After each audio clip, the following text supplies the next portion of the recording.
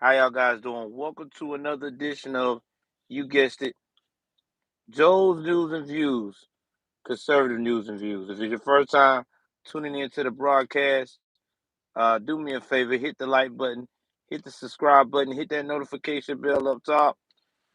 Please like and share. Please like and share. With that being said, let's jump into this. So I'm doing this a little different today. I'm not showing my face on this broadcast because I have underage kids in the car, and I am trying to respect these kids' privacy. And number two, they are not my kids. They're both babysitting kids of my wife's, and I am on duty helping her out with babysitting. So you will just only hear my voice. I hope my voice is engaging enough to get everybody excited. Now, you will see me later on this evening when I do my broadcast. So let's get a few things out. I have not checked the membership board yet. So if you are a new member, please do not freak out. I have not checked the membership board on the channel. I will. Still working on my sponsorship stuff. I will reveal that to you as soon as possible. Josh Jericho Green will be on the show. That is Friday, 10 p.m. Eastern, uh, 7 p.m. Pacific time. Please come out, support. Me and Jericho ain't did nothing in a while, and it's called Sitting Liberal Straight. We're going to talk about all the crazy liberal events that has happened over the past couple of weeks, and we're going to have a ball. We are trying to get one more guest on the show.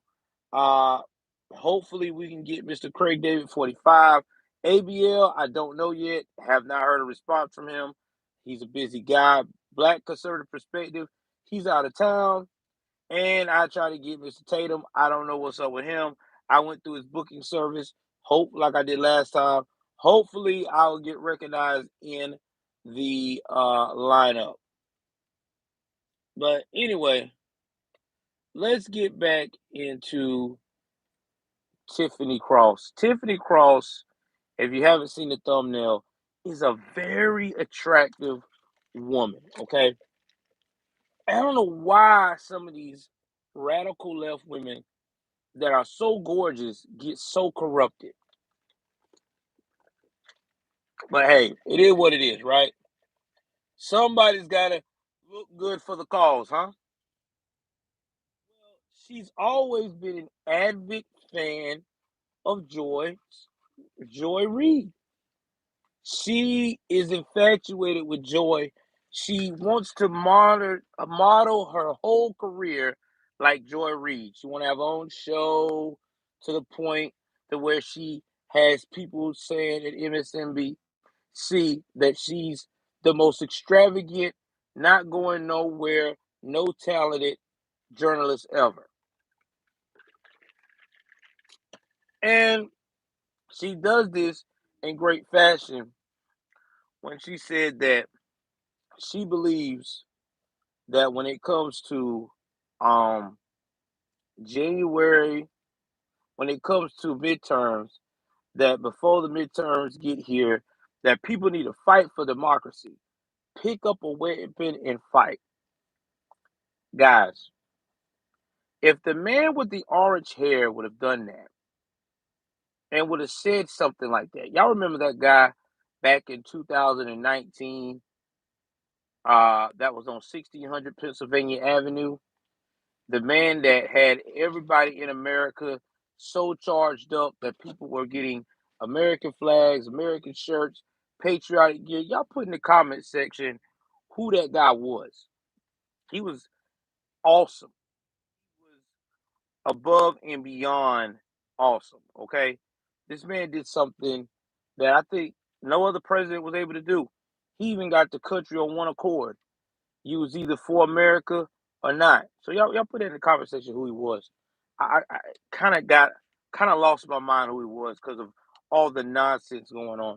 But either way it goes, this gentleman, okay, would have said something like this, or one of his children, or one of his colleagues. It would be utter chaos. Guys, I'm back. Sorry about that. I had a wife called. goes. But picking up what I was saying, guys, I mean, this is a sad situation here because why would you encourage another insurrection like behavior when you stated that the insurrection of January the 6th was the most horrible thing since the bombing of Pearl Harbor, the most horrible thing since the Boston Tea Party, aka the shot heard around the world, the most horrible thing since Vietnam, the most horrible thing since 9/11. Like, y'all liberals said this. We never said that. We never said it. We never had any reason to say it because we ourselves knew that, yes, it was crazy what the right did that day, our people. We never said that we approved of that, but it was not the most craziest thing ever to happen in American history. But I digress. So we got this woman here, Miss Tiffany Cross, doing all this virtual signaling, and I don't hear nothing from the left chastising their counterpart. I don't see none of them saying, "Hey, Tiffany, I don't think that's a good idea." That gives them a quick way of saying that we're being hypocrites. Hey, Tiffany, I think you need to pipe down with that because we're supposed to be about positivity and doing things the right way. We're supposed to be under the leadership of Dr. King, but they're not going to do that because the left are very hypocritical people. It's do as I say, not as I do. Y'all know their motto. That's their motto. Always has been. And it's getting to the point now that America is fed up. So I want to make sure that people like Tiffany Cross comes across my stream. Shout out to Black Conservative Perspective because he did put this story out first, and other people that are on our side on the patriotic channels on YouTube. You're right. We are no doubt going to win the midterms in 2022. And the reason why we're going to win it as a Republican slash conservative movement is not because of, thank you, brother, I appreciate it, Jim. Not because, oh, we like y'all so much. No, it's not all about that. People want change. People right now are very upset with this administration. It's going on year two, and people are seeing more failures than they ever witnessed in their life. It's like the Obama administration on steroids. You know, when the 2008 housing crisis crashed, everybody wanted to say, "Oh well, we inherit this. This was because of Bush." Rah, rah, rah, rah, rah. Well, y'all can't say it about the Orange Man. The Orange Man had this place jumping. The only thing that the Orange Man gave you that was bad was the pandemic that most of y'all created worse on yourselves. If we research more into history, but that's another day, another time. Now here we are. Facts are coming out. A lot of lies were told during that time, and yet still we are in the worst position ever. Gas is high, food is high, unemployment rate is still high. The job rate, yeah, it's wide open, but nobody wants to work because the government has provided a comfort zone for you to sit on your behind and not worry about anything. And oh yeah, automobile prices are high. The housing market is slightly high. There's nothing to just gloat about that's amazing. We're about to be probably at war either with Russia or a small conflict with Russia. We stay tuned for that. We have a president that gets so upset when you ask him a simple question about the truth that he wants to call uh, reporters SOBs, and we have a vice president who cannot give you a concrete, thorough answer when it comes to having a plan, since we already know that we have a president suffering from dementia. But she loves to give you a bunch of word salad. Some nice words, throw it in there, and you put it together. It sounds good, but when you dissect it, it makes no sense. So basically, it's good sounding words that make no sense. Can't make it up. You can't. You can't make this up. And now we have children who are more confused than ever before because we have CRT coming into play. We have the alphabet community trying to turn kids under the age of 18 into their lifestyle instead of letting children naturally find these things out the right way, the natural way. You know how kids find things the natural way, get curious, research things on their own. If they like it, they like it. They don't, they don't. Or they go to their parents first and tell their parents what's going on.